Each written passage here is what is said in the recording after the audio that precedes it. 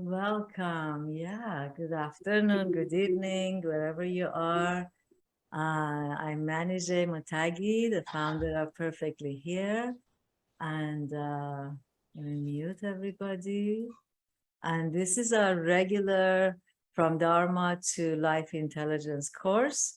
This is our first session of the new series, and uh, we're so lucky. Oh my God, so blessed to have Ajahn Pasanno, my teacher, to be with us. And so he will join us around 5 o'clock.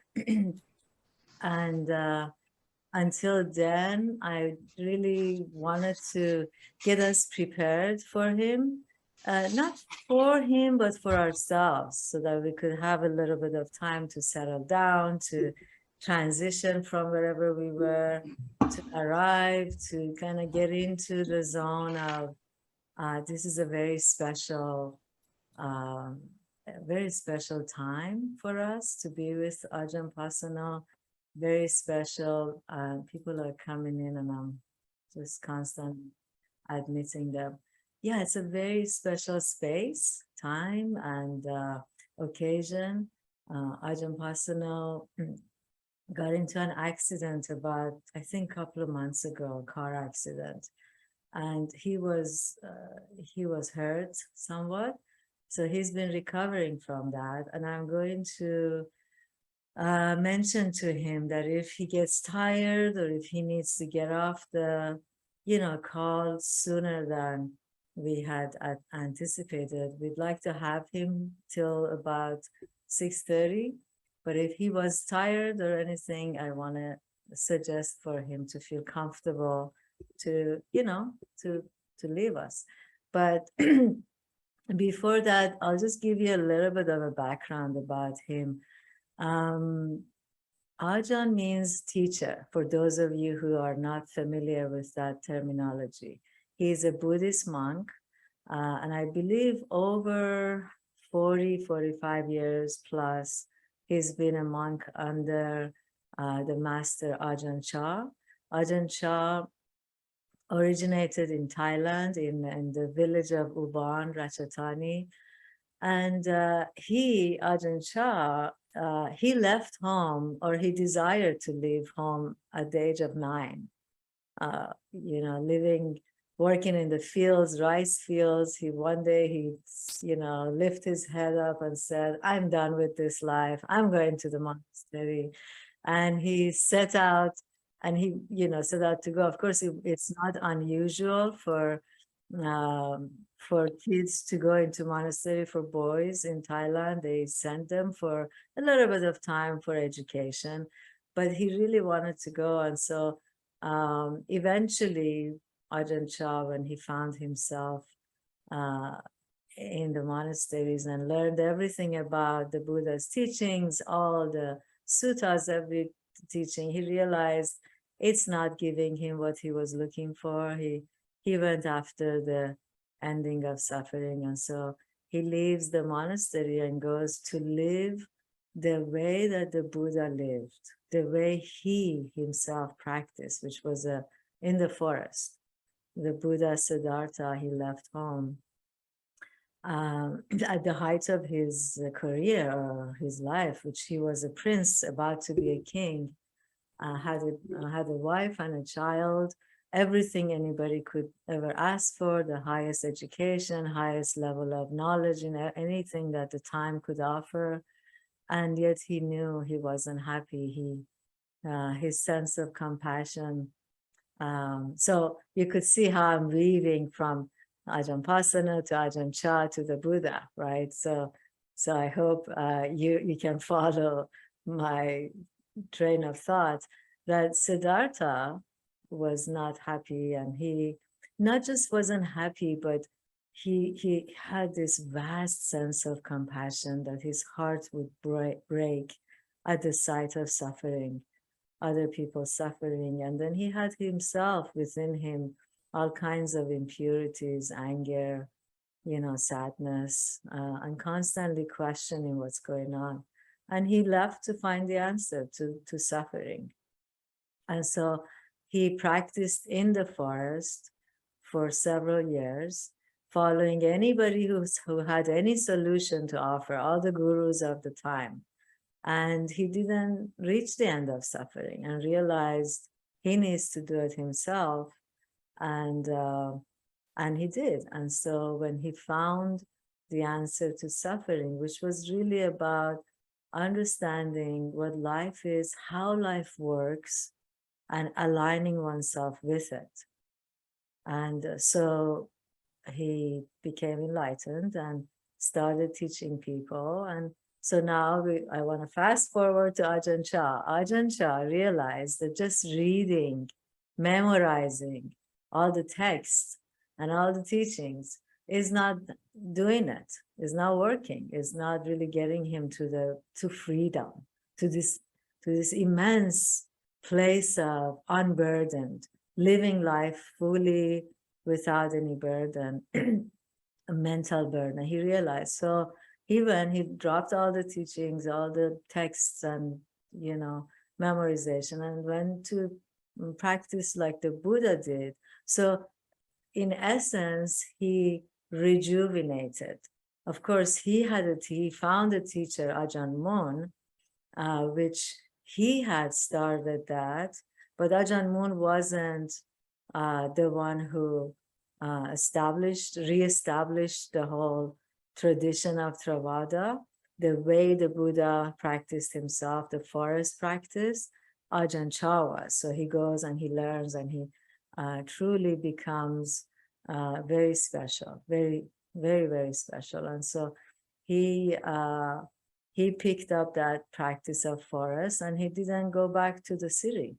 And so anybody who sought him, they would have to go into the forest, live under very, very difficult, we're not used to those conditions, live with all the bugs and all the, the elements and the wild, the wilderness and all of that. So now coming to Ajahn Pasanno, at a young age, he goes looking. He, according to him, I've heard him say, he didn't really have much suffering when he left home to look for Buddhism and meditation. He went looking to meditate. But there was something in him that drew him. So he went looking, and eventually he went through Asia, and he actually said he stayed in Iran for a month, which really, tickled me so nicely that he got to experience, and he loved it there, the culture, the people. And so he found himself in Thailand asking for meditation, and wherever he went, it wasn't really satisfactory. Somebody says, in the forest, such and such corner, you could find the monk whose name is Cha. So he goes looking for Ajahn Chah, and when he meets Ajahn Chah, Ajahn Chah didn't speak Thai, English. He didn't speak much Thai, so it was very, there was a disconnect or difficulty. But somehow Ajahn Chah got the message to him that, look, if you want to stay with me to learn from me, you need to stay for 5 years. And Ajahn Pasanno is thinking, the young man, like, I got things to do, places to go, people to see. I still have to explore. So he doesn't stay, he leaves. He leaves, and for a whole year, he goes door to door from this teacher to that teacher, from this meditation center to that monastery. And he says that forever, Ajahn Chah was in him. That's how I feel about him, actually. I feel about Ajahn Pasanno, that he eventually returned and said, okay, I'll stay for 5 years. And that's it. He never turned around. And so prior to him, there was Ajahn Sumedho, who was a Western monk who had ordained. And so Ajahn Pasanno is the second most senior Western monk under Ajahn Chah, which is pretty high level. And so yeah, for me, it's unparalleled, honestly. There is, to be in his presence is, I can't even control myself, So I thought this is how we're gonna do it. We will sit, meditate a little bit, become present. It's about 4:41 on my computer, and I will guide you, and he will come on. Hopefully, there's nothing. Let me see. Let me just check my email for 1 second and see if he's said anything.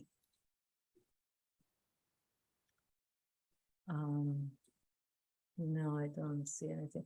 So, so then he will come on. We will welcome him and spend a couple of minutes introduction, say hello, and then he will give a talk on the topic. And whenever he's done with the whatever that shows up for him, reflections he's going to share, then we will open it for Q&A. And I would like for all of you to use the feature of raising hand. There is, if you're on your computer, it's under more, under reactions. Under reactions, you could see raising hand.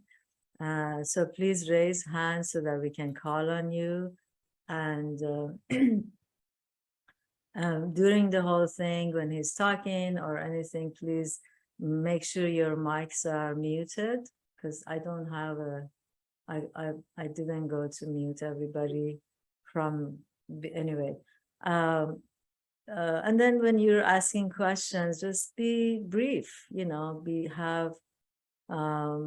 you could ask any question about what his background, what does it feel like to be a monk? What are the, daily activities? To your own life questions, Dharma questions, mindfulness questions, Buddha questions. It's really an open range of what you could ask.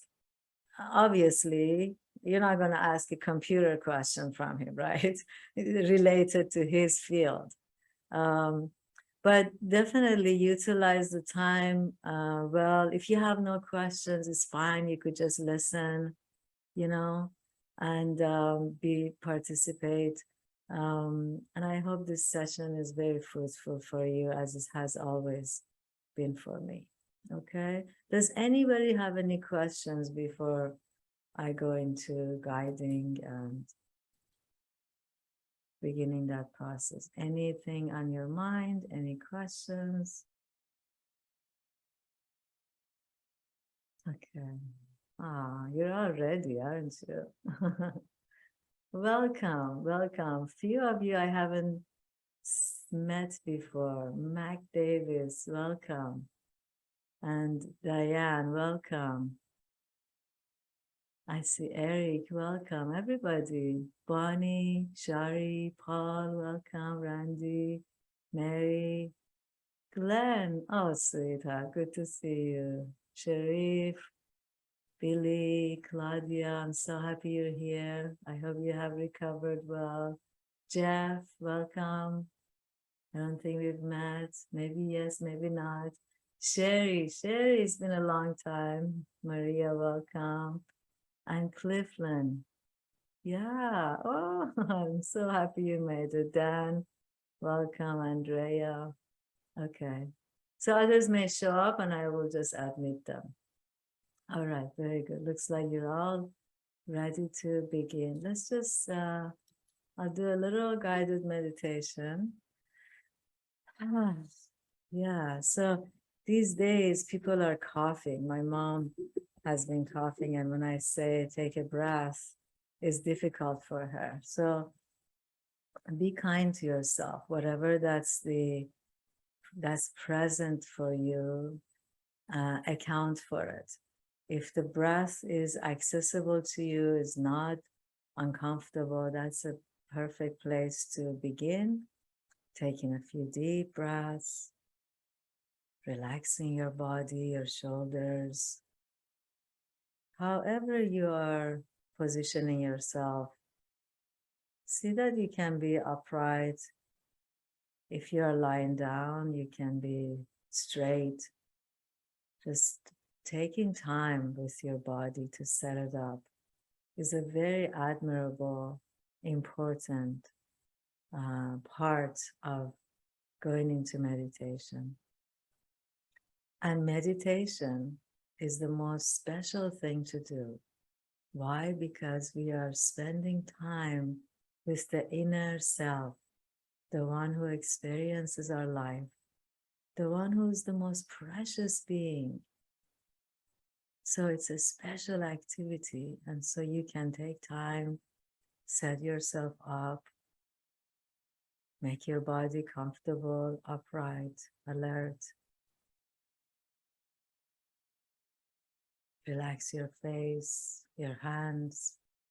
And bring awareness to your own effort to be here, to want to know more, to want to know what life is all about. What is the reality of life? Or to nourish what you already know, or to expand what you already feel, or to be rid of some kind of suffering. So allow yourself to feel some joy about taking this opportunity. And so acknowledging each of you on this call, each of you as if we are all together in person. We are together. Every space that you have and you are sharing with us is very special.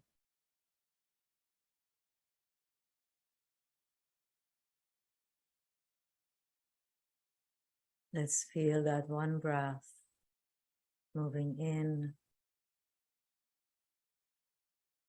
moving out.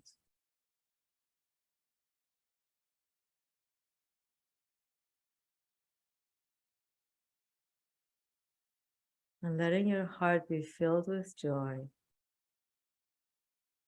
filled with hope, filled with kindness, generosity.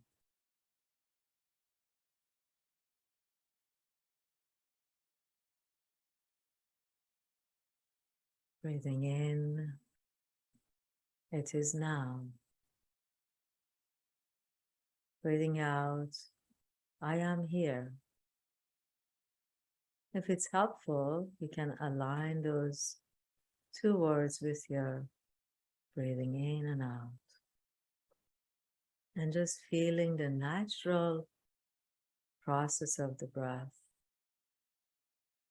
Breathing in, making a mental note of now.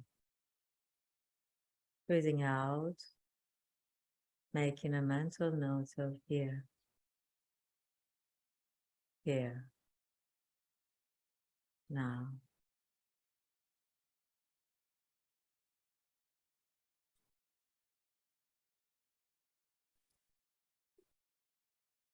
Here, now.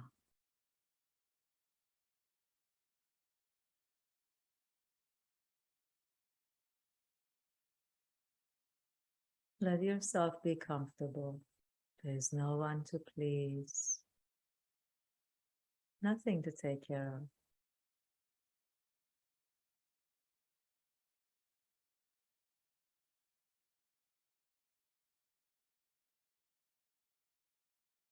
Just bringing kindness, comfort,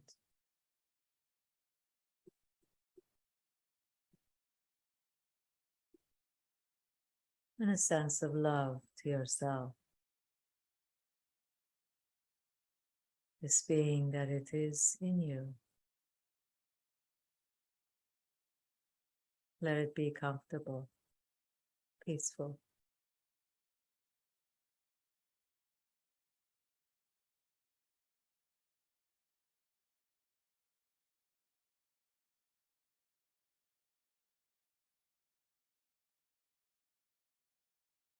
And so let your mind not be so engaged. Let your attention fall into your eyes, roll over your cheeks,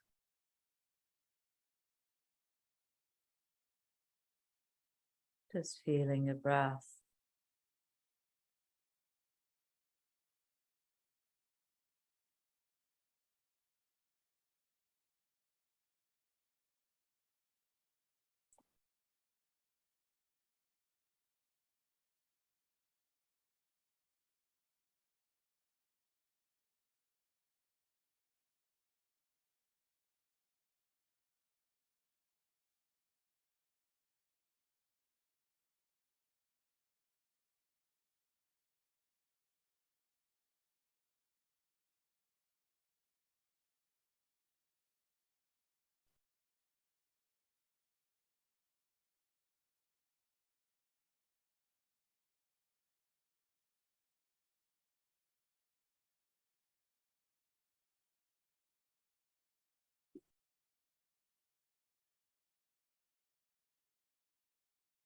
The mind wants to be active.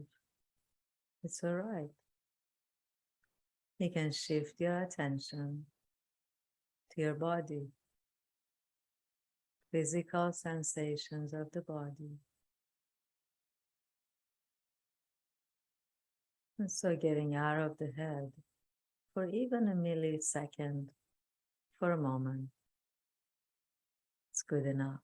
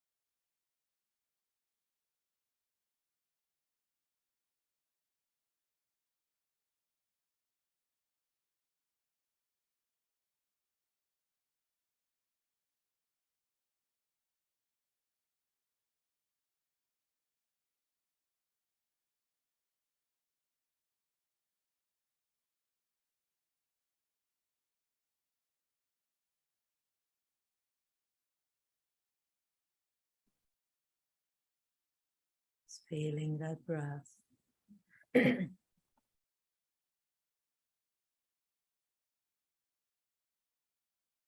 Feeling your body and opening the mind or attitude to this place of softness, place of kindness for yourself.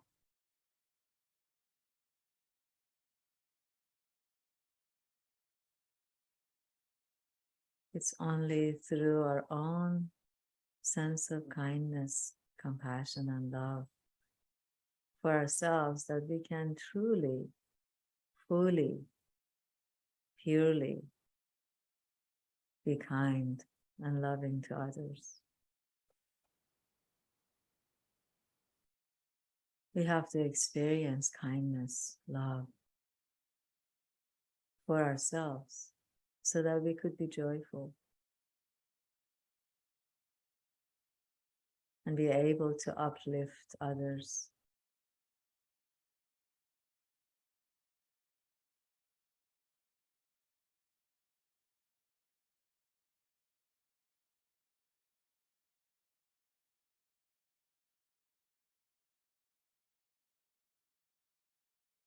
If it feels natural for you, you can put your hand over your heart, kind of like addressing yourself.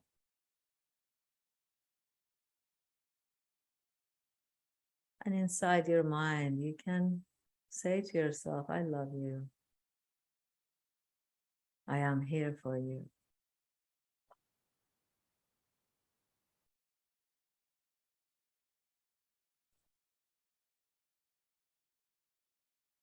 And you practice that until it really, really sits, until you really feel it.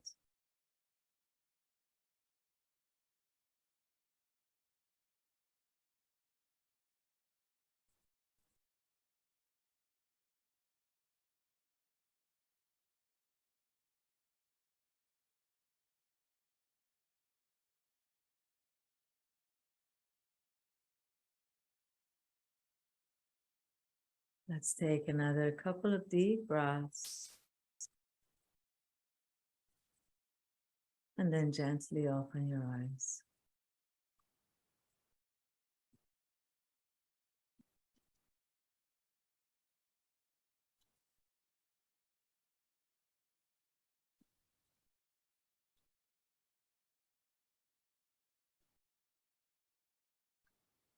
Okay, so I'd like to put you in a breakout rooms for a few minutes so you can just chat with each other, get to know one another. And then hopefully when you're back, Ajahn Pasanno is here as well. Okay, so I'm gonna open. You have to just join, and then when I close, it will say you have about 60 seconds to wrap up. Right now it says 12 minutes, but I'm gonna close it sooner than that. Okay, so go ahead and join, and I will see you soon. Just chit chat, talk to each other, introduce yourself.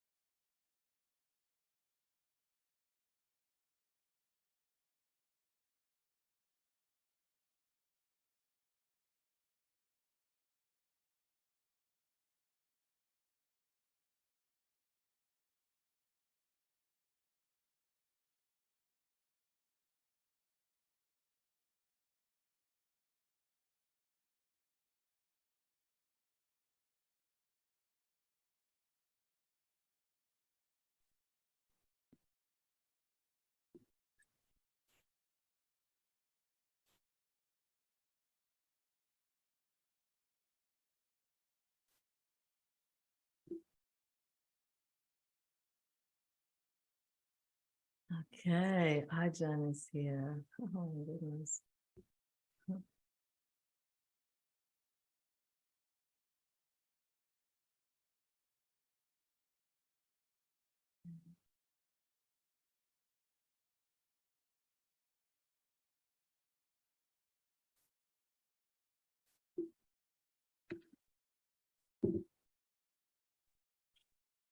Okay.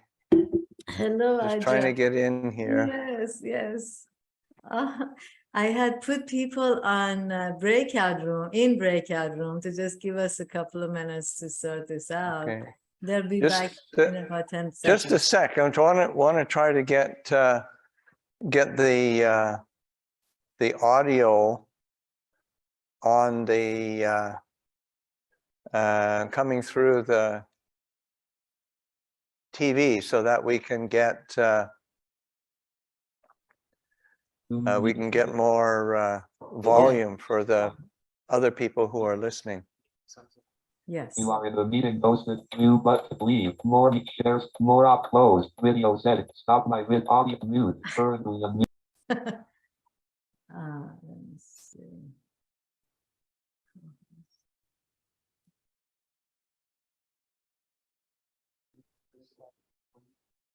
The laptop volume up. Yeah, it looks like it's all the way up now. All the way up, but it's not coming through the whoops.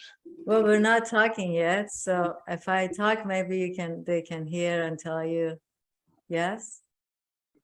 Well, I mean, it's coming through the computer rather than coming through the through the screen.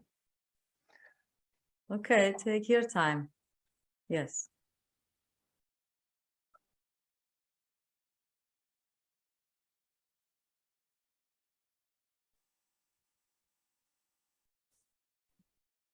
Hi, Eric. Yes.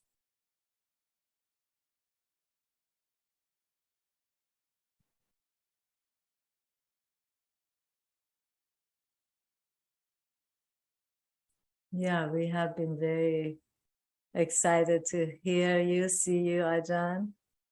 Here I Oh am. my God. Oh my God. I warned people that I may get emotional. So, Yes, it looks to be quite a nice gathering. There's yeah. 22 people Yes, Ajahn. gathered. Very, very nice. Ajahn, how are you feeling? How are you recovering? Very well, really. For an old man, it's good. Thank God, thank God. Ajahn, do you have any news from Thailand with the typhoons? And this seems to be much worse this year. Everybody okay there? What's happening? Everybody's okay. They tend to just roll with things. Yes. I've heard that they like Wat Nanachat, Ubon province, is experiencing floods that are, let's see, what year would have that been? It's about as high as about 1980 or something, 1979. Yeah, or 1978. Yeah, since 1978. Wow. So it's yeah, big floods for Ubon. Yes, yes. I'm in touch with Daniel, and his family is experiencing some difficulty. Yes. Which people here, the community here has been very generous to help out. So we're trying to stay connected, encourage him, send him some things. Oh, you could Excellent. hear. Okay. Okay, we're getting the sound through the speakers now. Oh, nice. And if you could continue speaking, then we can. So yeah, how is the community there, Ajahn? Everybody fine? Everybody good? By Gary, everybody's fine. You know, we're right now, Ajahn Yaniko is leading a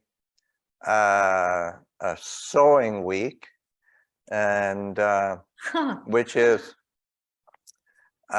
introducing people to hand sewing the robes. Mm. And some people have a bit of experience, others don't have any. Like myself, I've never really hand sewn robes before. Of course, I've done patching, but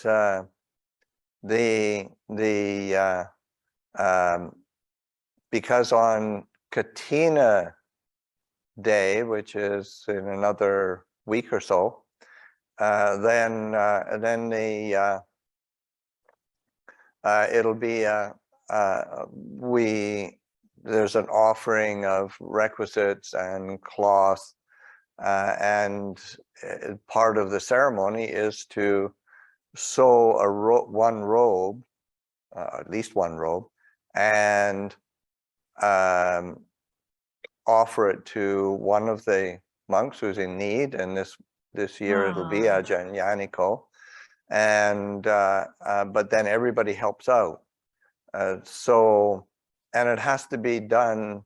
You start from the fresh cloth that's been offered at the ceremony, and then you start by drawing it out and cutting it and sewing it and then dyeing it and then presenting it before the next dawn.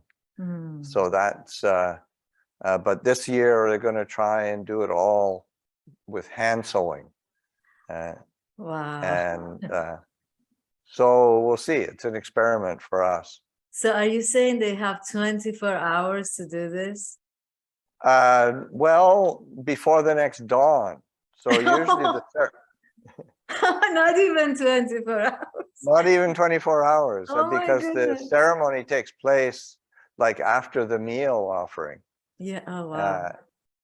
So after the meal offering, then it's probably 2 or 2:30 that it's finally done, maybe 3, and then they have to start on the process of preparing for the robe sewing.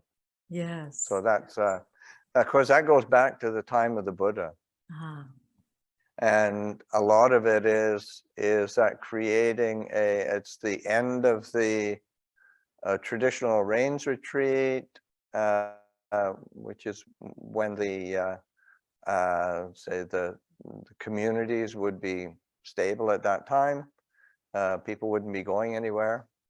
And then before people do start to go off and do different things or go to different places, then something that is both symbolic and practical for creating communal harmony. So then the lay community has to initiate the offering of the robes and requisites. That's something that the Sangha can't ask for. If the Sangha members ask for it, then that invalidates it actually. So it's and then all sorts of so it's turned into a ceremony that there is offerings for the support of the Sangha. So like right now there's we're getting all sorts of Amazon deliveries. This is the modern Katina age. So all sorts of Amazon deliveries of one of the big, because people oftentimes ask, what can we be helping with? What do you need? And so then we one of the things that somebody noted is that Casa Serena, the house where the laywomen, the guest laywomen can stay, is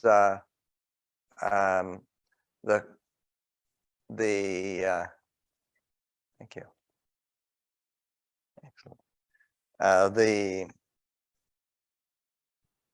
well, you probably know better than me or any of the other monks.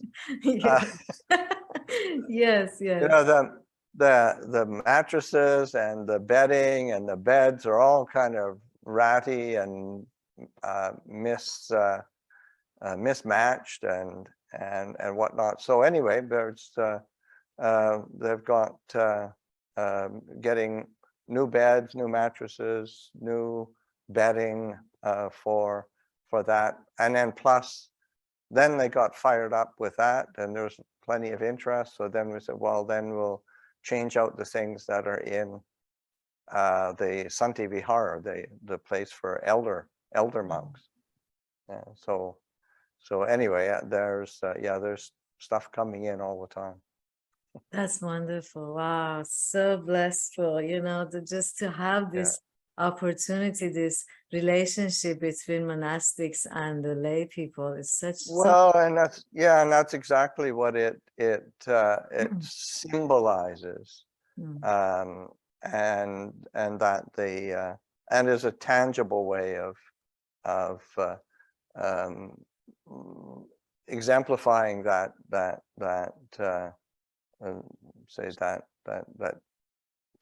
symbol, or that interaction and interdependence, and then doing it in a very practical and tangible way, because if Buddhism turns into just a philosophy or a meditation technique, then it's not all that relevant, really. Yes.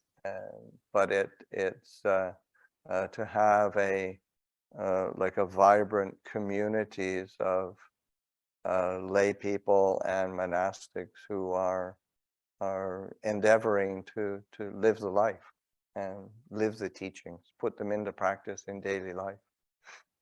Yes, thank you. So Lumpa, I gave a little background. I wanted to talk about a little bit about you, and I went to Ajahn Chah and to the Buddha, and so kind of drew a line. Of course, something that I just occurred to my mind, I shared. So amongst the people who are here, it's the core group of our students or Sangha who we've been practicing together, some for 7 years, some longer, some shorter, but the same core group. This is the beginning of the new course, that it's a 6-week course. This is the first session of it. And so I opened it to other people who might be interested. And so other people have joined us.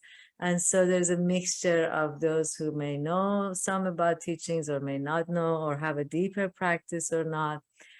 So just so you know the lay of the land. And then our topic is so timely, isn't it? Knowing how life works, so we can just be free with all the suffering that goes on around the world. Right now in Iran, all the women standing up, and I'm sure you've heard of it. That's so touching.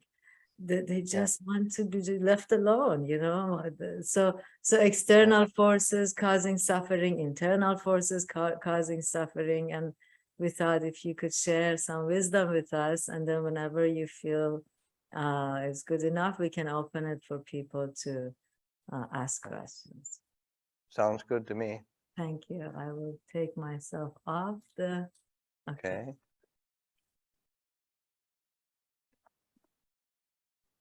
Yeah, so that sense of picking up a theme or a topic, and understanding life so that we can be free and happy. That's a foundation for in the Buddhist teachings, and this sense of understanding. And I think it's important to back up in terms of and reflect on what we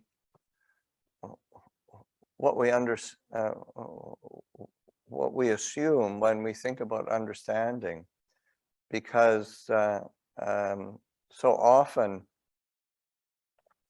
what our understanding tends to be based on more of a intellectual or an intellectual understanding, and we opt to the intellect and ideas, and the Buddha is much more trying to direct us towards experience. How do we experience things?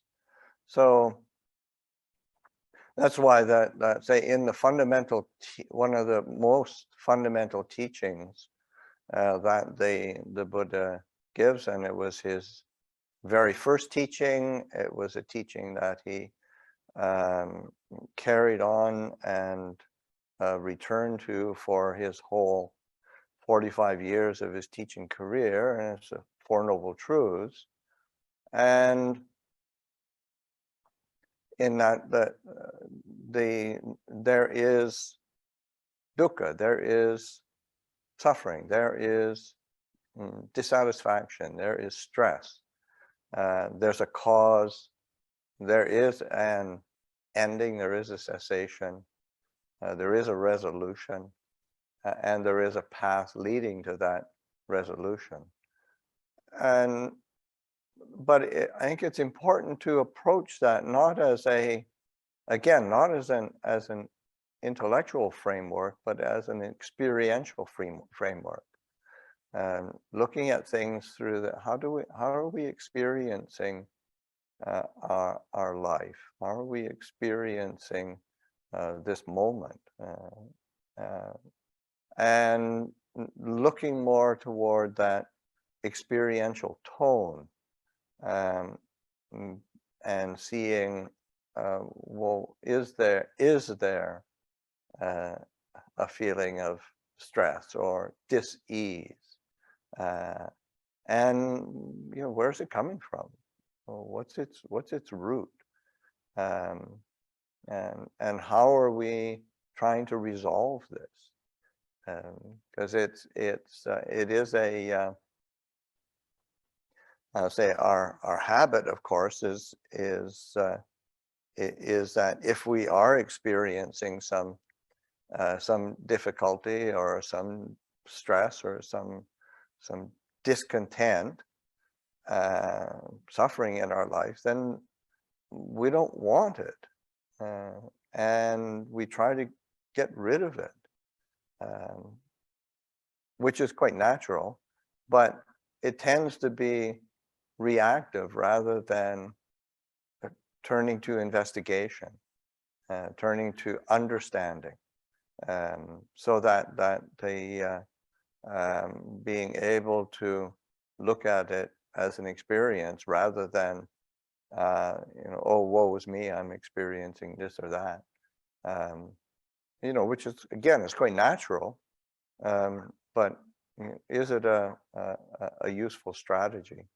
And I think that's the perspective that is to be taking an interest in, is what's a useful strategy of working with the ordinariness of human life, human existence, and the various vicissitudes that are just are quite normal, but tend to be kind of overwhelming over time. So it's looking at the experience of things, and then because of what one of the things that the Buddha, when we start reflecting on these Four Noble Truths as tools or strategies, then recognizing that how the Buddha taught this is that there is a fundamental truth, but then there is a response to each of those truths, so that the truth of dukkha, the truth of suffering is to be understood, or is to be known clearly. And the cause of suffering is to be relinquished, is to be let go of, is to be abandoned. And without knowing and understanding something, then you don't really let it go, or you're not really able to abandon it, because it just tends to linger, tends to stick around, and there's always suffering. Like right now, I've got a woodpecker banging away in the and sometimes there's an immediate solution. Just sent one of the laymen out to chase the woodpecker away. But sometimes you just have to be patient, and understanding. That's especially here.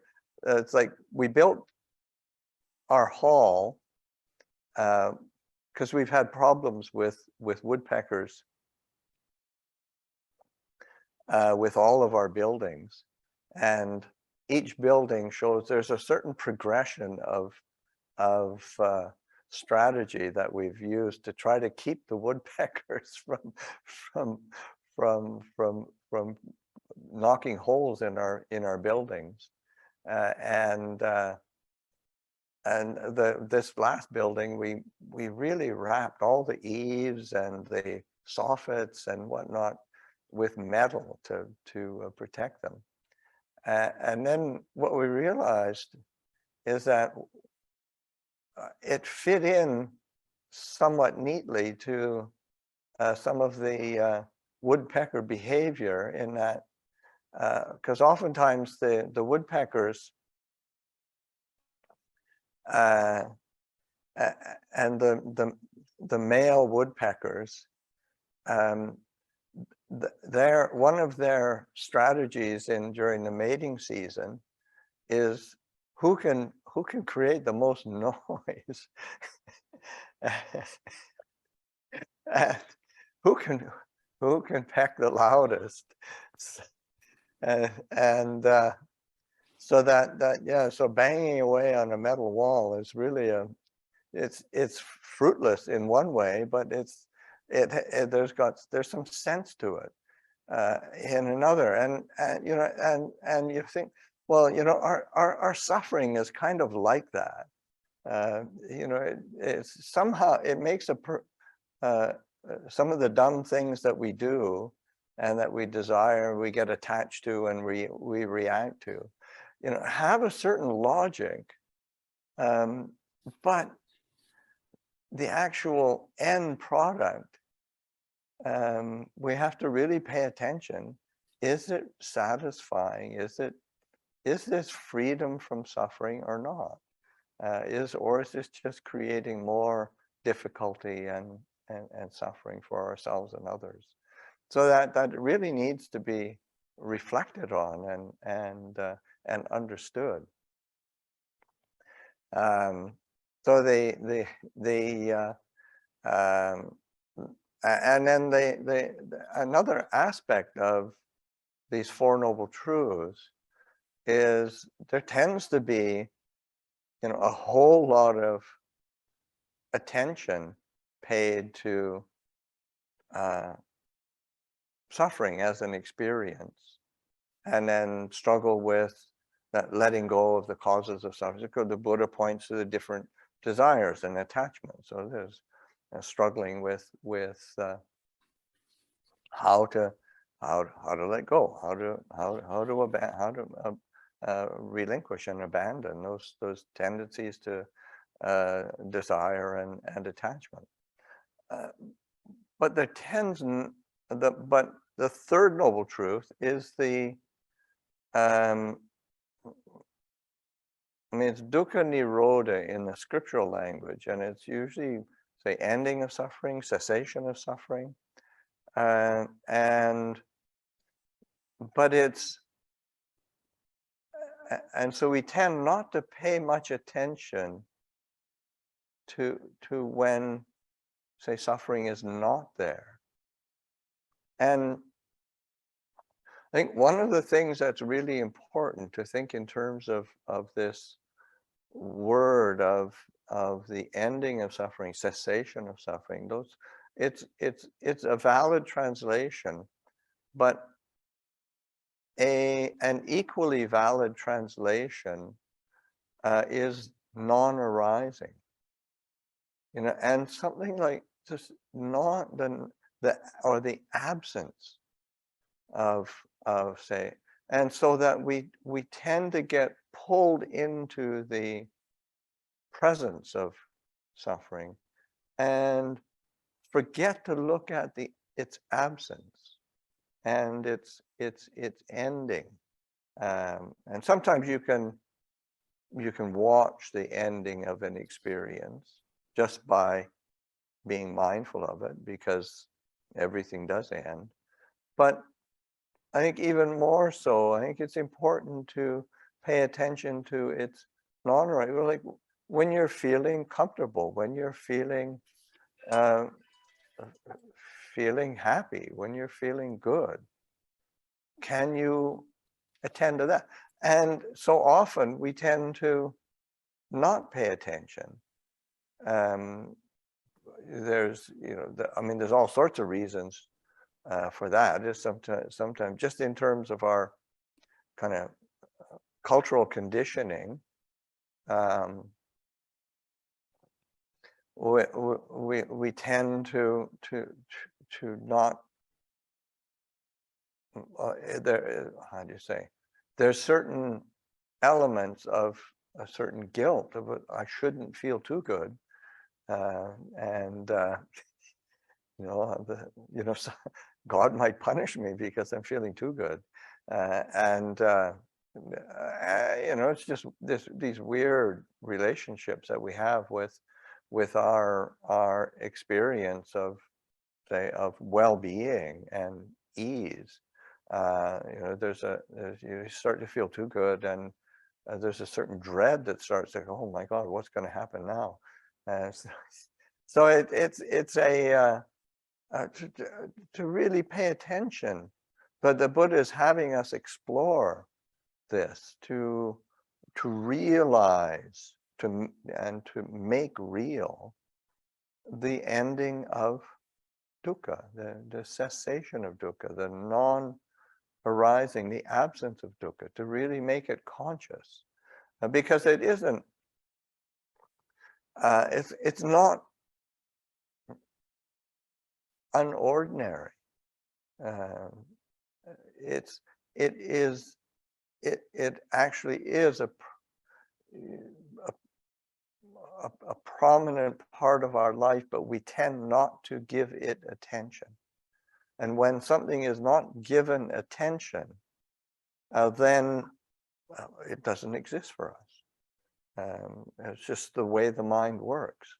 You need to give attention to things in order for them to be noted, to be recognized, to be present in consciousness. So that attending to the experience of ease and well-being, and then start to pay attention and recognizing, well, there is a causal process for the experience of the absence of dukkha, absence of suffering. And the Buddha points to the Noble Eightfold Path, right view, right intention, right speech, right action, right livelihood, right effort, right mindfulness, right concentration, right meditation. So that's a formal way of looking at it, but it is recognizing there is a training of the mind that we can be attending to, that is in actuality the experience of, say, when we really implement and live by these factors of the path, which are, say in general, if they're placed under certain what are called trainings, the training in virtue and integrity, training in mindfulness and settling the mind, and training in wisdom. All of those aspects of when they're skillfully approached and implemented, they're a source of happiness and well-being. That's just the nature of say, like restraint and precepts.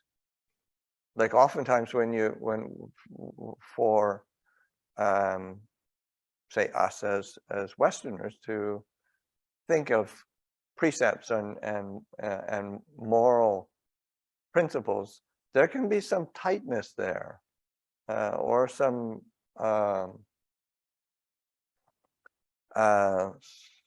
some kind of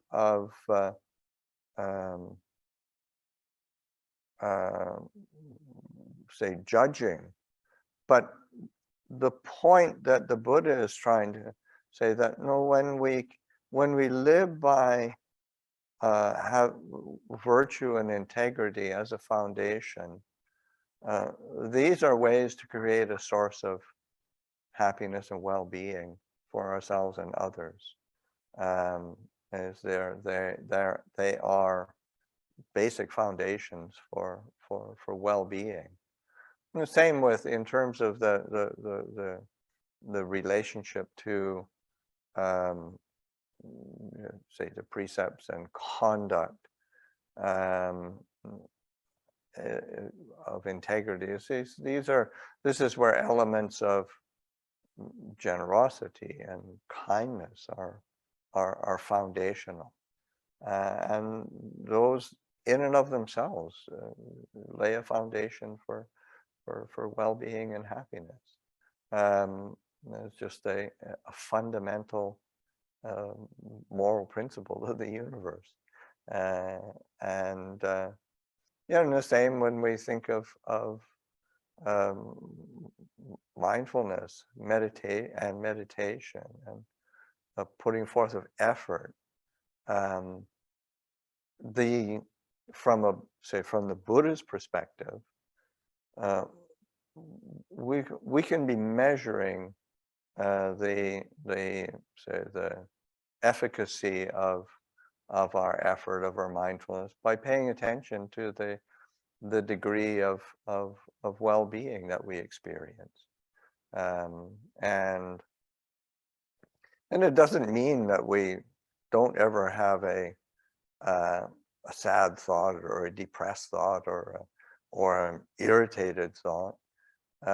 But what it means is we've got a context to hold it, and the mind recognizes that every time it turns to clarity and a quality of spaciousness and stability, emotional stability, there's a fundamental well-being that we experience, and the same with say right view, wisdom. The elements of wisdom are concerned with seeing things clearly, so that one isn't overwhelmed by the unwholesome, by the negative, by the unskillful. That is the function of wisdom, as opposed to holding excuse me,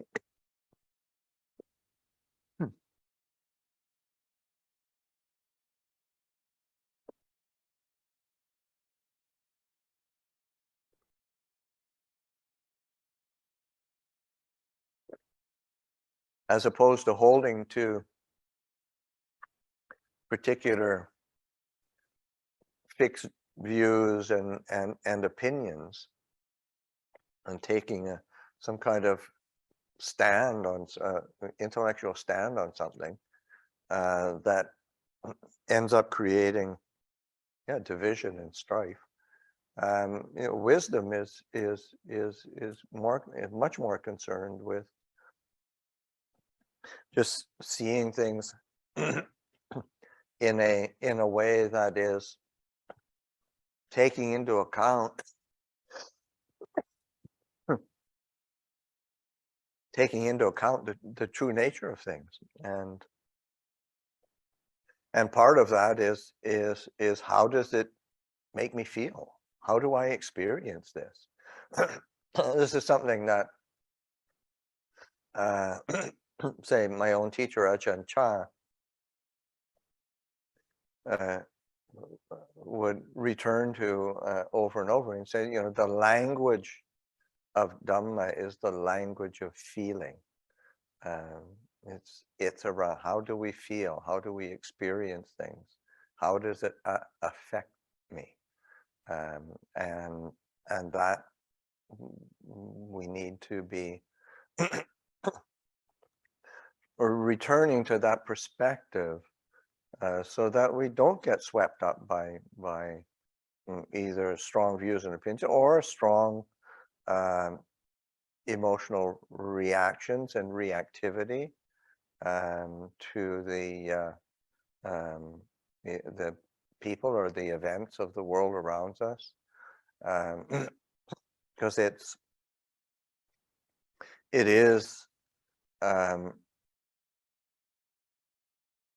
the world is what it is, and it's a bundle of causes and conditions that have been put in place by so many people, and there's not a whole lot that we have control over.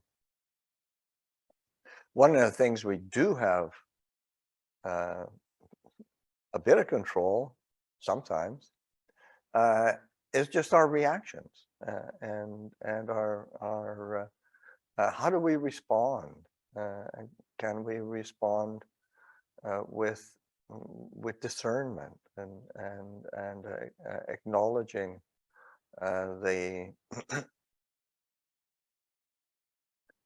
kind of complexity of our condition? I mean, I think that's just one of the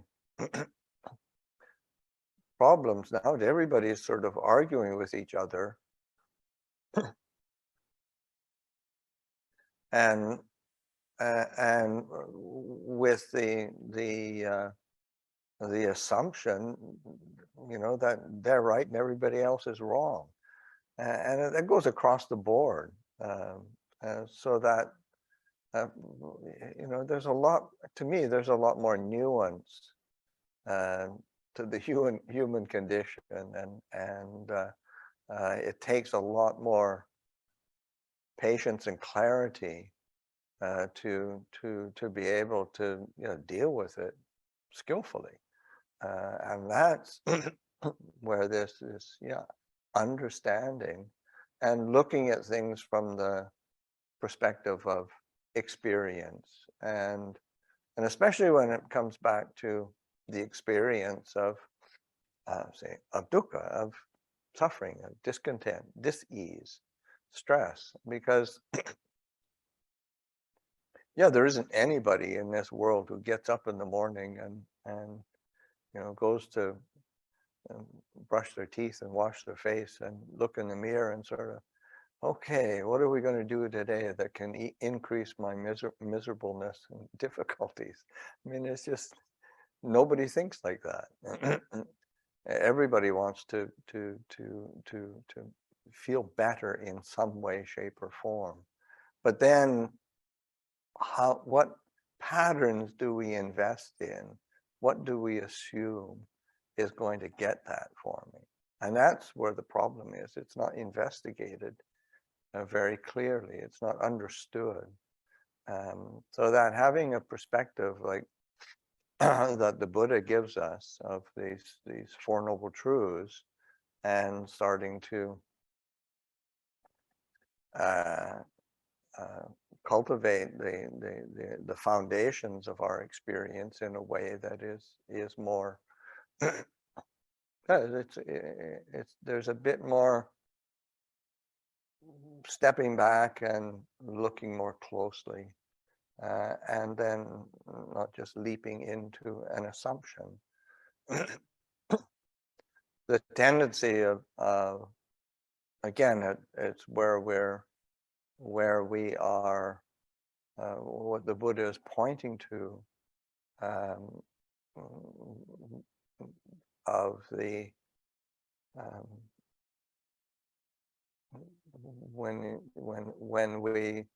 when the Buddha is pointing to the what is our experience, and even when we say, well, the world is overwhelming, or the world is in a mess, and and on a certain level it's true, but then for the Buddha, we say, what does the Buddha point to when he says, well, what is the world?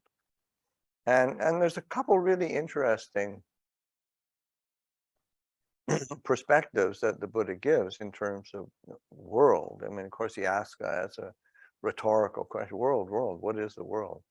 And it says, the eye and sights are the world, the ear and sounds are the world, the nose and odors are the world, the tongue and the tastes are the world, the body and the tangible objects are the world, or tangible sensation, the mind and its thoughts and feelings are the world.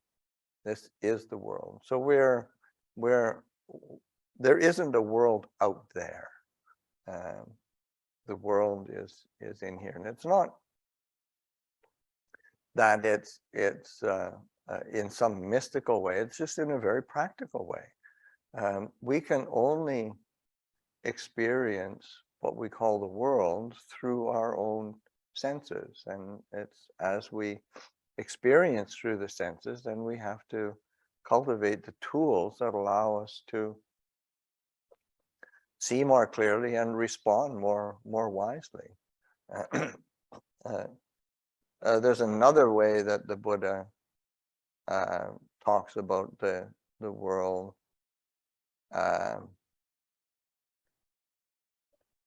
And that whereby one perceives the world and conceives of the world, that is the world. Again, it turns it back to us. We're in this perceptual process. We are in this conceptual process of creating our ideas and reactions and constructs, mental, intellectual, emotional,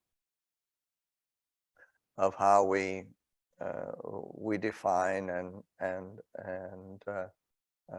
and thereby experience the world. So, of course, if that were the end of the story, that'd be a problem. But the Buddha is giving us the tools to cultivate our mindfulness, our understanding, our wholesome and skillful qualities that we experience as well-being, as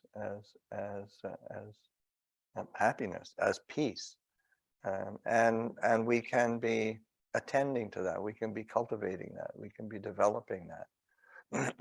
So it's an important basis of returning to that agency that we do have, and then realizing that the more say centered or steady and clear we are, then we're able to be of service to others. We're able to provide a certain certain refuge for others, and within our immediate familial circle, or within our circle of friends, or within our societal circle, within the circle of our work-related and social contact. As human beings, we're in contact with other people all the time, and we're affecting each other. And so that to recognize that the ways that we can affect ourselves and the people closest to us, and that extends out and has a beneficial effect on the world. And it's and one might dismiss that, but I think it would be a shame to dismiss that, because one needs to start, and to be able to start in a way where oneself this is where the Buddha is taking each individual human being as a part of a solution to the problem of a difficult world, a situation where suffering and stress are fairly common foundations of people's worlds. And then realizing, okay, that can be shifted, that can be changed, and that's experience for oneself. And it's one of the qualities when the in the traditional chanting of say in Buddhism, in our school of Buddhism, when we reflect back on the nature of the say of Dhamma, of the teachings, it is it's visible here and now. It can be experienced by the wise, each person for themselves. That's a fundamental quality of the Buddha's path and his teaching. So it's something to be reflected on, to remind ourselves of, and to encourage ourselves to pay attention to the experience, and not be too frustrated or overwhelmed by the kind of the world around us. It's not that one is aloof or not cognizant of the world around us, but we need to tune in a way that we're able to internalize the experience of the world, and then have a strategy, a skillful strategy of how to deal with it, how to work with it, how to free the heart in a way that is beneficial. So that again, these Four Noble Truths are an experiential teaching. They're not a philosophy. They're not just an intellectual analysis that distances oneself from experience. What has to be one of the things that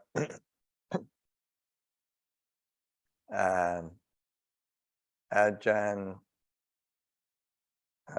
Sumedho, I remember him talking about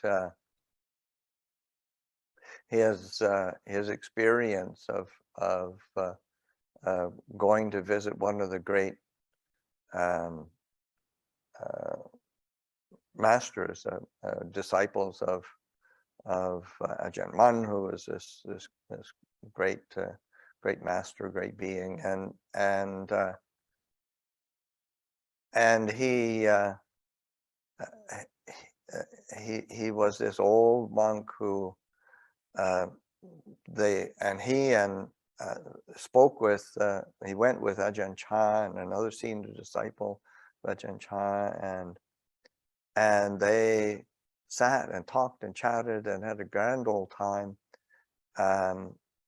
talking in this really thick dialect, Laotian dialect, that is part of the, that's the where we train. That's the dialect that they spoke, but there's a real sort of down home Lao dialect, and Ajahn Sumedho didn't understand a word, and he was frustrated by that, because they seemed to be enjoying themselves so much, and it seemed to be, you know, real profound exchange between these great teachers. And then after some time, appropriate time, then they got up, Ajahn Chah and the other senior monk and Ajahn Sumedho bowed, paid respects, and were leaving. And because Ajahn Sumedho was the most junior monk, then he was the last to leave the room. And then the senior monk, who was quite elderly, all of a sudden very spryly sort of got up and came right up to Ajahn Sumedho, and he just looked at him and beamed, smiling. He said, "It's all here. It's all here." And so that, you know, that's a summing up the you know, even though, yeah, there are all these teachings or all these tools or all these perspectives, but we've got to bring it back to our experience of the heart, and neither be overwhelmed by our our emotional reactions or our emotional biases that we have, but to understand them. And same with our own intellectual and cognitive preferences and biases, and learning how to understand that, and how does it make us feel? What is the experience, and how do we tune in to what creates an experience of clarity, of well-being, of ease? And this is the say the purpose of the Buddha's teachings. So that's some thoughts for reflection, and maybe we can move into a Q&A session.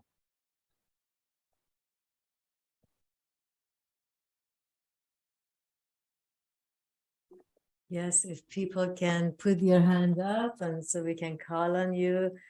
And in the meantime, Ajahn, wow, what an incredible thing to understand, that we're constantly producing perceptions and conceptions of the world, and and how they're all in could be in conflict and clashing with others' conceptions and perceptions, and Oh yeah, and the heart. Yeah, we're good at that. And hopefully the heart can save us all. So yeah, if people, anything resonates with you, anything you'd like to ask, I think this is a perfect time. Go ahead and raise your hand, and we will call on you.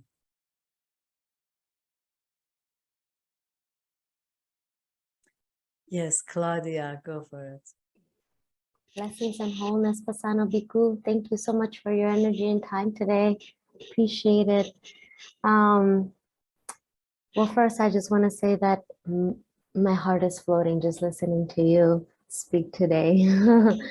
My question is, how do you use the art of surrender when you want to help your loved ones understand the Four Noble Truths, right? When you see them that they don't have to suffer, and not to say that I know best, but to have the guidance maybe to help them understand. Sometimes it's like between the having the knowing and the ego wanting to help. Where's the balance there where you can still provide some helpfulness to the people you love? Thank you. Yeah, I mean, it's a difficult one. I mean, it's hard enough to help ourselves, and so then helping others, just particularly with people who are close to us. There's a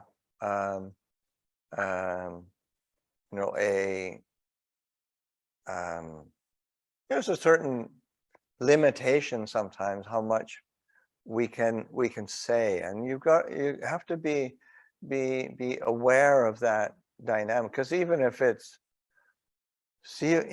it's true and right and good, is it actually useful? So and you can't, if you get too convinced or get too much of in a proselytizing mode, it creates its own pushback. So that's where it's so important to be able to have a kind of internal clarity and confidence that isn't really shaken if people believe you or not, which is another really important balance that needs to be attended to, because I mean, the world is full of religious nutcases who are convinced of their rightness. So it's you want to be. That's why it's so important to be tuning into the experience, because that and not just in terms of, okay, what effect does my own wish to help others, what does that have on them? Does it actually help them? Do they react, or do they do they receive it warmly? How am I affected if it's not received well? And how do I?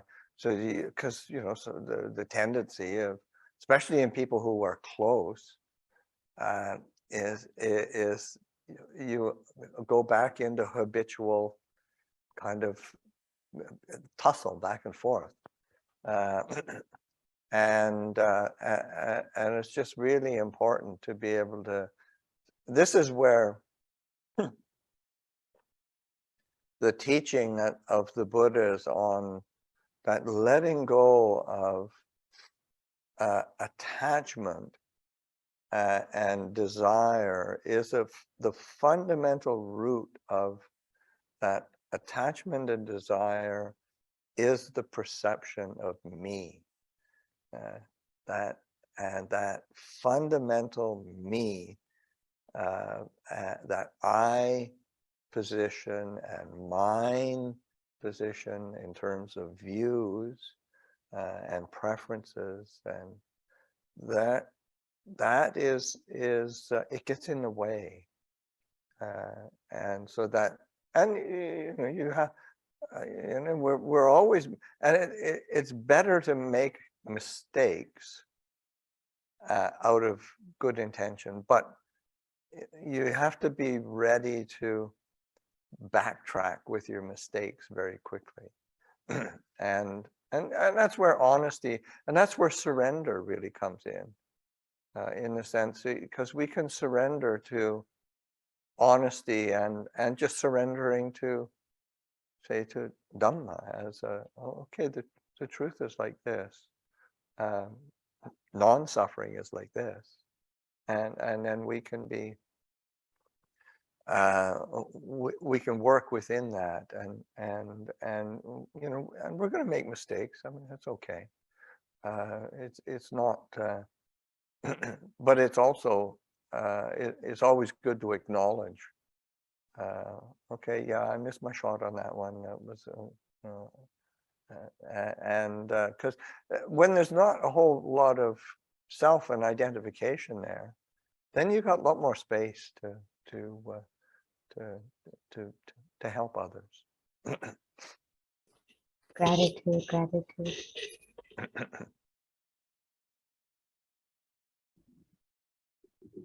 Thank you. So don't miss the opportunity, and it doesn't have to be a brilliant question. I know some of you are thinking, okay, I gotta get the perfect question. Maybe Lumpa, you could expand a little bit on impermanence and change and uncertainty. You know, people are always thinking that things should be this way or should be that way. And then we go. Yeah, I mean, I think one of they say, again, fundamental teaching that the Buddha returns to over and over again is the what are called the three universal characteristics, and it's to say the universal characteristics of the physical world, of the mental world, of the spiritual world, and that is, the first one is of the truth of anicca, of impermanence, of change, inconstancy, or as Ajahn Chah would oftentimes express it as unsure, uncertain, which is a helpful way to look at or complement, because we look at things, if it's like impermanent tends to be from an objective perspective.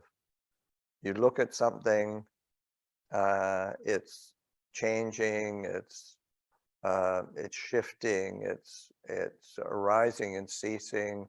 There is this changefulness that is apparent. But how we experience it is a sense of uncertainty, unsure, not a sure thing, and which is so it gets, that's the subjective side of that truth of anicca, and so both of those elements need to be explored and acknowledged, and it's something that the Buddha points to in that, to say, you know, whether a Buddha, an awakened Buddha arises in the world or not, all things of a compounded nature, whether it's physical or mental, emotional, whatever, they are impermanent, they are anicca, they are inconstant, they are impermanent.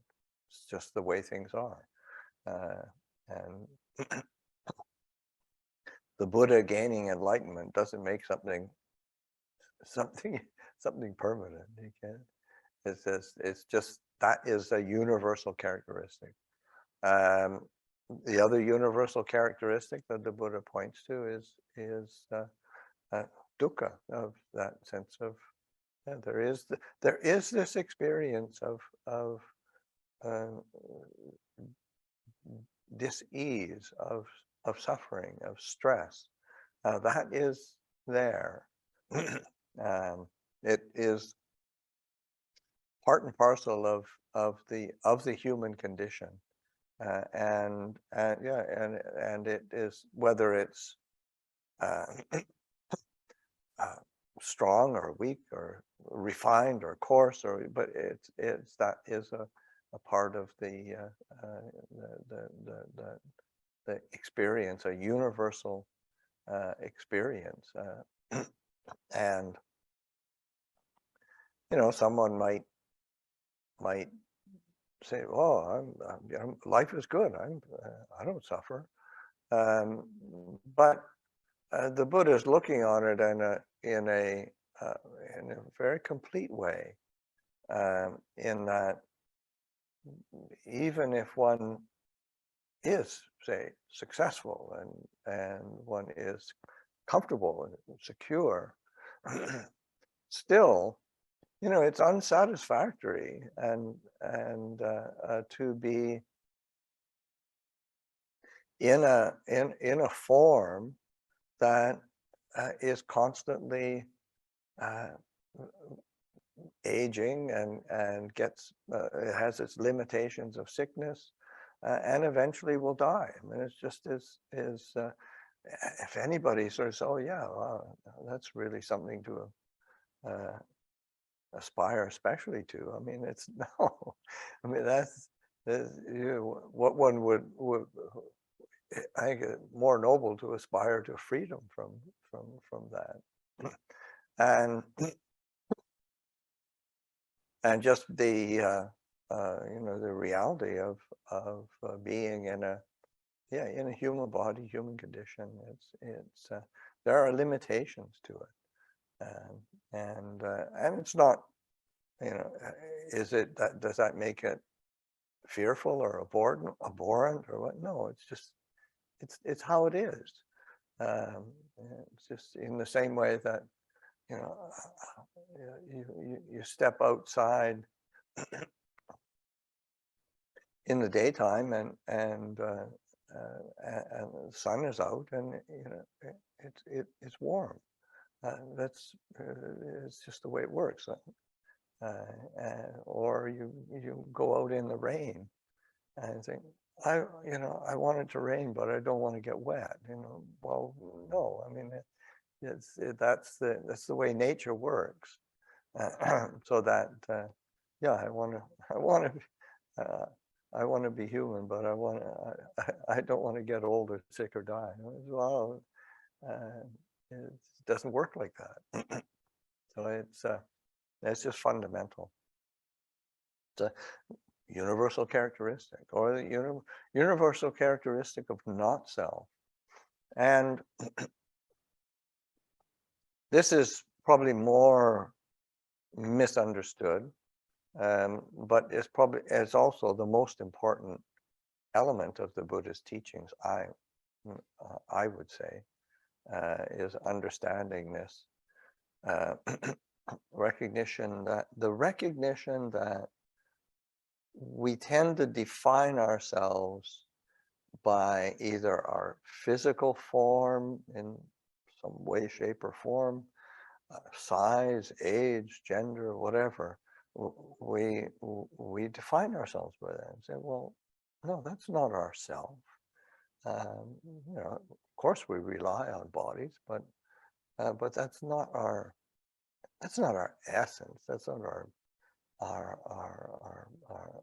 sort of our in the Pali, sort of say this is our fundamental self, or our soul.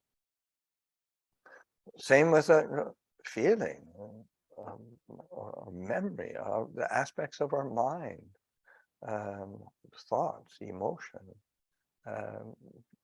They're changing all the time, and to pick any aspect of it up and say, this is who I am, this is what I am, this is my eternal self and essence of my being. So, well, that's not a great choice, because it's going to change on you. So I'd say it's just a universal characteristic, seeing the aspects of nature is being able to, and once we start seeing things as elements of nature, then there's a real freedom that comes, and recognizing that we have the ability to know this. We can know this, we can see this, we can understand this. This can be our, let's say, our foundation of freedom is in its knowing and understanding. So these universal characteristics of anicca, dukkha, anatta are really central to the Buddhist teaching. There's a really interesting discourse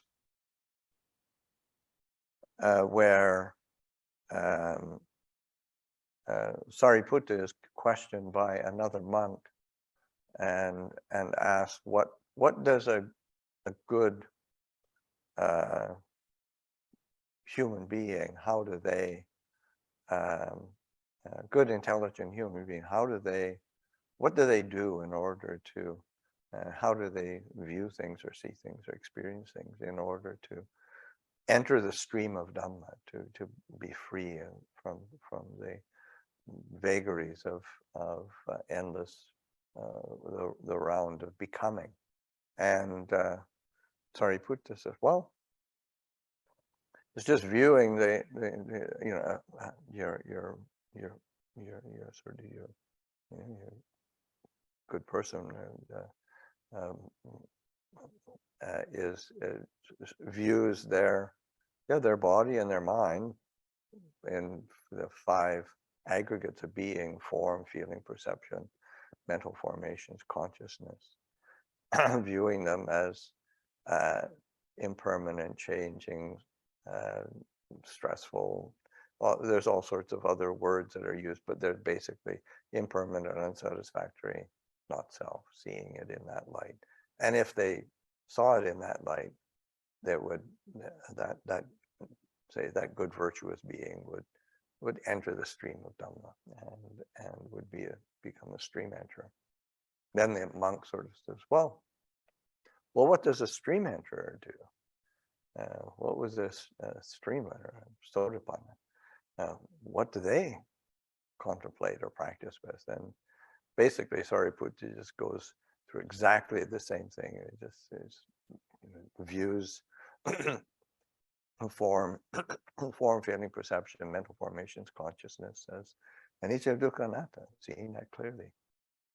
And if they did that, then they would realize the next stage of awakening, the once returner. And of course, it goes through what does a once returner do? Exactly the same thing. If they do that, they become a non-return to anagami.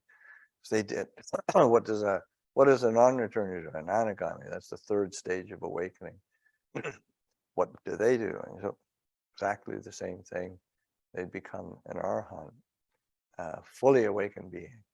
And then the monk asks, well, what does a fully awakened being, what do they contemplate and practice with?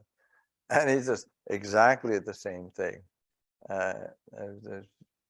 Contemplating form, feeling, perception, mental formations, consciousness as impermanent, unsatisfactoriness, not self. But then he adds, not because there's anything further to do or to accomplish or to practice, but for their experience of happiness and well-being in this present moment. And so it's a beautiful discourse, and is sort of the essence of what we need to be, what we need to know, what we need to understand is just in that.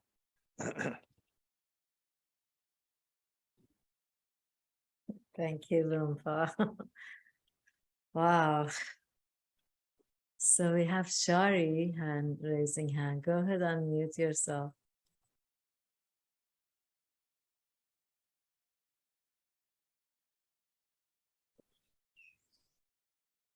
Thank you, Ajahn. Those were very deep thoughts.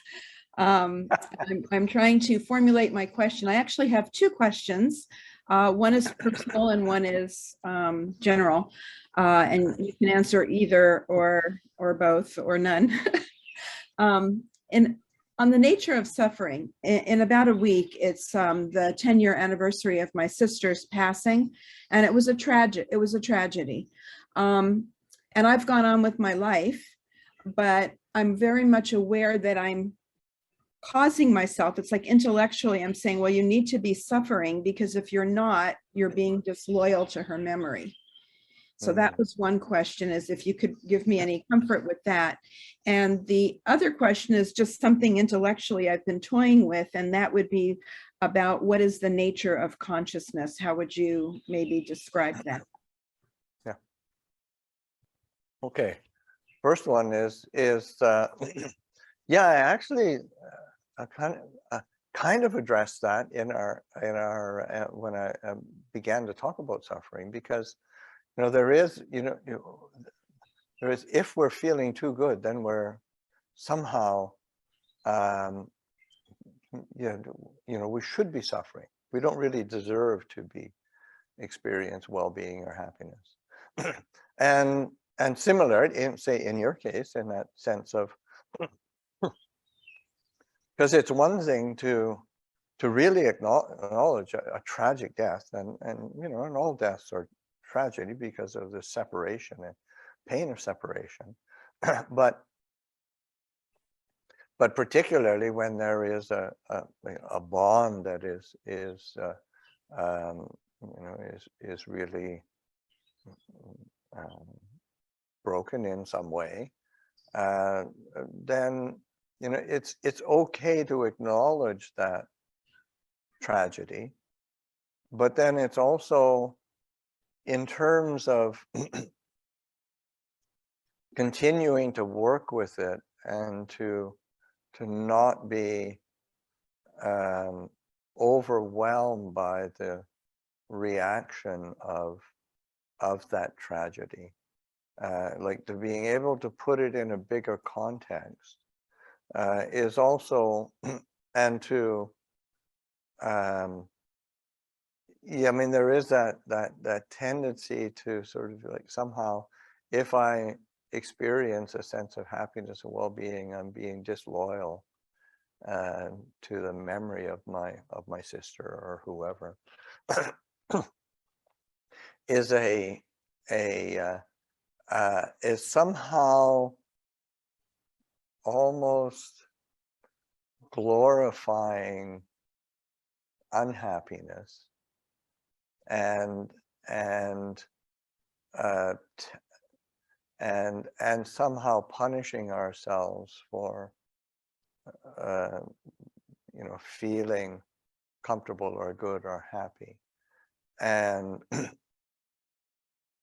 and I would,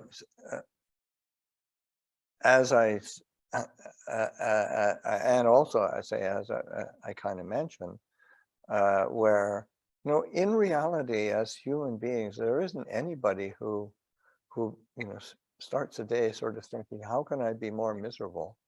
And so in the same way, even say a person who has passed who you are close to, if you're close to them, it would mean that they wish for your happiness and well-being. And to be able to direct one's attention in a way that can, and in terms of being able to assist or help or be of service to someone who has passed away, to be able to recollect them wishing for their happiness with your happiness as a foundation is an appropriate response to that being's presence in your life, in your heart, and as an intellectual concept, you sort of, oh, right, but then it's like jumping through those hoops on an emotional basis to be able to encourage ourselves to yeah, really what a fitting tribute is what and it's not a frivolous happiness and okay, well, you're gonna be able to eat out somewhere today, so then no, it's much more around the goodness of one's being, and that's where in Buddhist tradition we one of the things that we do both as individuals and then as us as a say monastic sangha, but people dedicate goodness for the benefit of others, and that is a by holding someone in one's thoughts and memory and recollection in a wholesome, positive way, one generates a certain goodness that one wishes for their well-being. And so it's both an act of loving kindness, but it's an act of generosity and sharing. And many times here at Abhayagiri, when we finished our evening chanting or our morning chanting, then one of the chants that we finish with is a dedication of blessings. And similarly, when for us at the monastery, then we are at the meal blessing, we'll be asked to do a dedication for someone who's passed away, or someone who is ill and experiencing difficulty, or whatever, and it's just holding that person, that being in your heart, and dedicating goodness for them. And it's sort of like allowing one's own goodness to arise in order to allow others to access and be a part of that. And it's a really skillful way of directing attention. Also, even when we think of ourselves, it's really important. Like one of the things, it's not a part of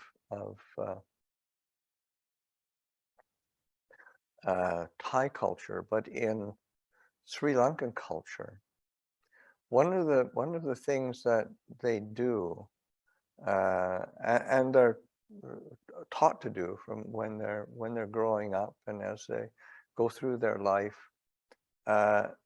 it's kind of like a journal where you write down the different sort of good things that one's done. One has made offerings of this or that. One's helped somebody in this and that way. One's done this or that which was beneficial and of service to others, and that is kept. And at any time during that person's life, when they might be experiencing illness or difficulty, or might be approaching death, relatives or friends will read that to them to remind them of their goodness. And I thought that's just so skillful, because yeah, it isn't normally where our minds go, and to be able to be reminded of that and to make it conscious, which brings say to the nature of consciousness. And it's fundamentally just consciousness is the ability to know the objects of the senses. I mean, it's like, there's the different consciousness of sight, sound, smell, taste, touch, but also of the mind itself, so that we can have conscious awareness of our own moods and feelings, and so that it's this same quality of knowing, same ability to be aware, that can be attended to in a way that really allows the heart and the mind to wake up, and not just to drift in a mishmash of different impressions, but to know something clearly. And it's not just an intellectual thought process. It is a much deeper ability of the heart, the mind, too. Because when we say mind in Buddhism or Pali Buddhism, the word is citta, and that is, there's no distinction between emotion and thought. It's the mind/heart complex, that it's all one thing. There's no division there.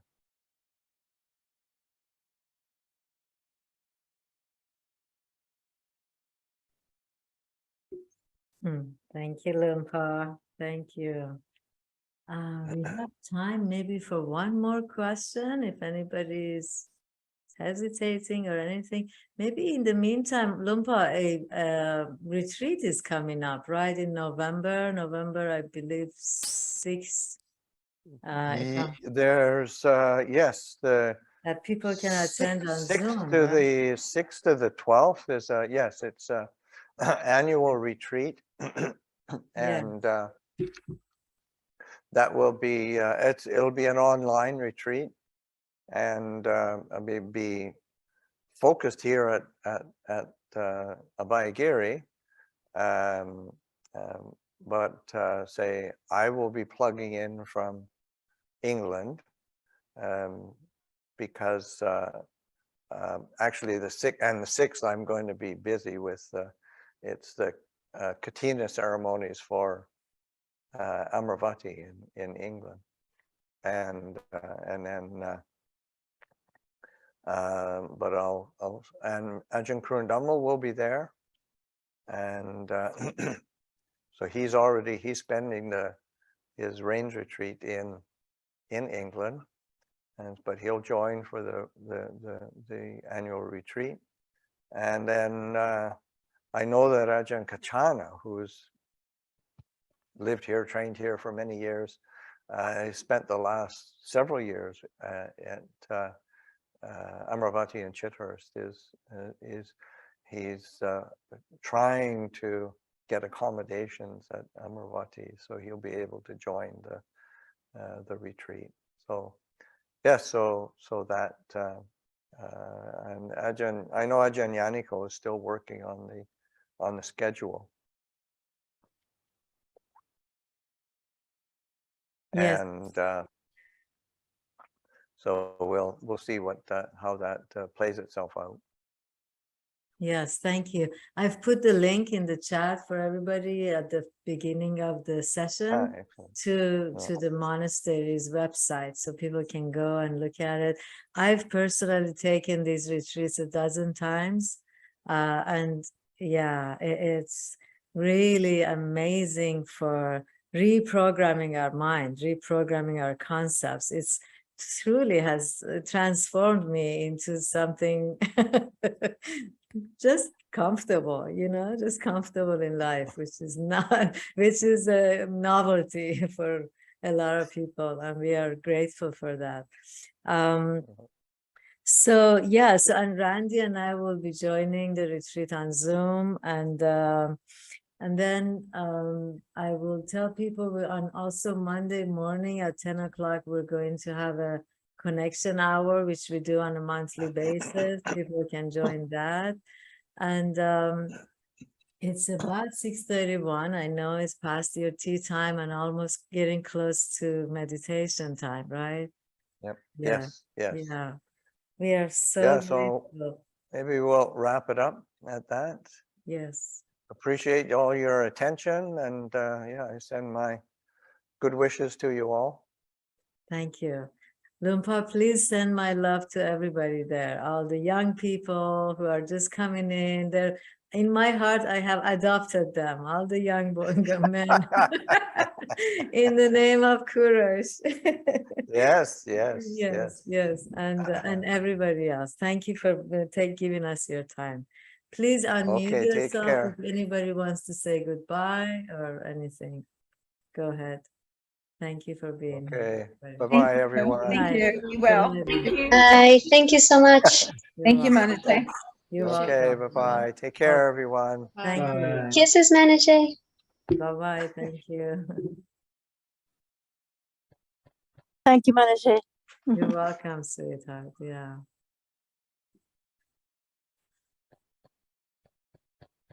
Okay. So have a good evening. See you soon. See you next week, the rest of you. Bye, Glenn. Thanks for coming, Mac. Bye-bye.